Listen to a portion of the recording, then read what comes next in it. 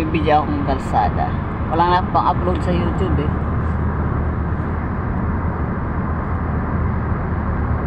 Di paano gumawa ng account sa YouTube eh? Nagawa ka lang ang channel mo.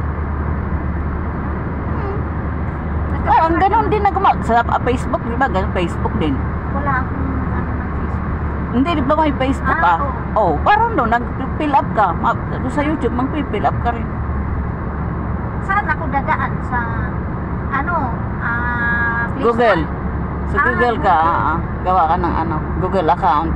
Tapos yung Google account, pwede na mag-direct yun sa YouTube channel. Nagkapera ka na sa YouTube. Isang beses lang. Hindi naman kasi natin maasikaso, di ba? Yun nga, pag may free time ako, kaya hindi ako bumababa. Lagi ako nakatutok sa YouTube tsaka Bopo. Anong pinag-a-upload mo sa YouTube? Kahit ano.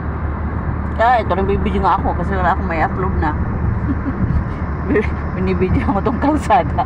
Kasi ito marunong mag-edit ate. Hindi na ako nag-edit, direct ko na oy. Edit pa. Ang hirap mag-edit abutin kang 2 hours. Pagkakaabalan mo pa mag-edit. Oh, yan, direct na.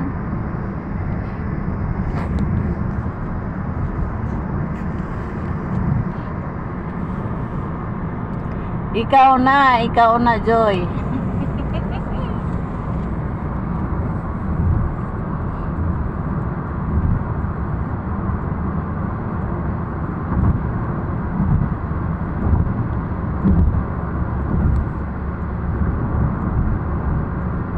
Baka 8 minutes lang para ma-upload ako. 8 minutes ang video para Oo, dapat kasi yung may iksi. Mahirap kumita ng andong pera. Matagal ang dollar. Dapat 8 minutes pataas para malaki ang view.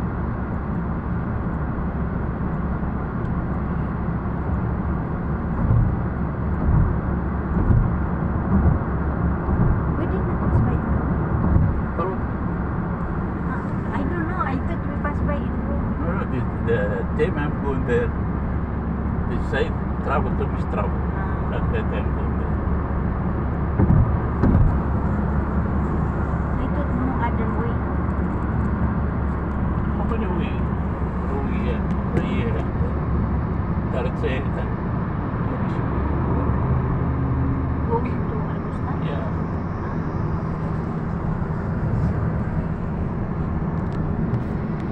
Nag-Grand Hyatt na kayo? Hindi. Ewan ko sa Pero nakapunta ka na doon?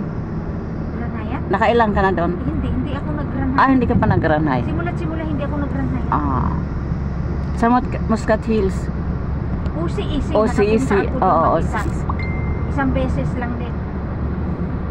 Ayaw ko nang bumalik. Sobrang pagod doon. Ang dami doon kasi. Sobrang pagod. At saka yung time na yun. Isipin mo, pumasok kami ng alas 5. Lumabas kami ng alas 4. Sa amin din naman nung nakaraan parang kami doon sa OCEC. 7 hours. 11 tapos na. Yun lang, gutom ka doon. Isang beses lang kumain. Hindi kagaya dito. Isa ba? Isa lang. Hindi kagaya dito, bawa ka magtrabaho, pakakainin ka.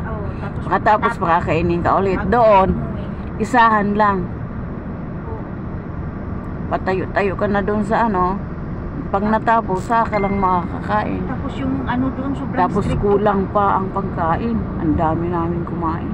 Tapos sobrang stricto yung doon, di ba? Oo, may nag-aaway naman ako doon. Di ba nag-OCEC kami? Pagka mo nang yan. Sino na naman? Huwag mo nagbibidyo ay maririnig to wag out na upload ko. Kasi hindi ko sabihin yung pangalan niya. Di ba naman yung buko nakatali, di ba? Parang wala pa akong noon, hindi ka naman kasama, wala akong gel, di pa ako nakabili ata. Naglaylayan siya. Tapos yung ang kasama ko si Arlene. Yun nandyan sa Alquer. Tapos 2 pieces ako pinitik ng sabi niya. Uy, ang buhok mo naglalaylay. Sabi ko, Arlene, di ko makita sa likod eh. Sabi ko, anuin mo nga, itali mo nang maayos. Mamaya na naman, pinitik na naman ako. Dalawa na. Sino? Hindi ko sasabihin pangalan mamaya na kasi Oh, pero katrabaho lang. Oo, paras lang kami. Pagkatapos, sinagot ko na siya. Sabi ko, ilugay ko na nga lang to, parehas tayo. Yanong ko siya. Kasi nakalugay siya eh. Oh. Hindi na ulit. Sabi ko, ito lang pala mga dapat sa mga... Talagang pinagtitripan lang ako. Siya nakalugay. Kasi maiksi nga lang buhok niya. As in, lugay lang talaga. Oh, kasi Hindi siya nakatali, wala siyang herban, wala Kasi siyang... iksi ng buhok mo. maiksi, di ba, ano naman siya? Hindi naman siya masyadong mahaba. Pero Sinagot, sinong mahaba ng buhok sa inyo? siguro sa akin, mas mahaba ng konti. Kaya lang, alanganin siya, di ba? Alanganin pag tinatali. Ngayon, mahaba na nga eh. Ganda na lang pala magpabuhikat para wala na. Oo, para wala nang tatali.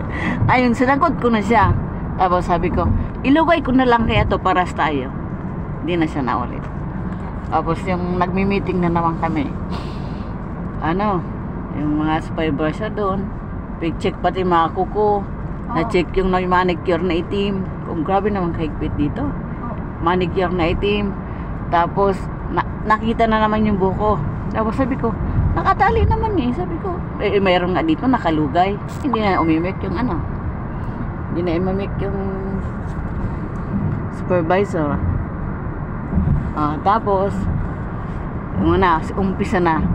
Na-assign siya sa buffet. Daming platong nabasag nila. Kasi nag-aayos sila ng mga plato, di ba? Ngayon parang may nahila at ang isa o nabunggo. Laglag ang mga plato. Lahat na. Yung nagsita sa buko. Tatlo sila eh. Iwan ko kung sino sa kanila yung iwan ko kung binawas yung sa sahod. Pag parang nabunggo, laglag yung mga plato talaga, basag.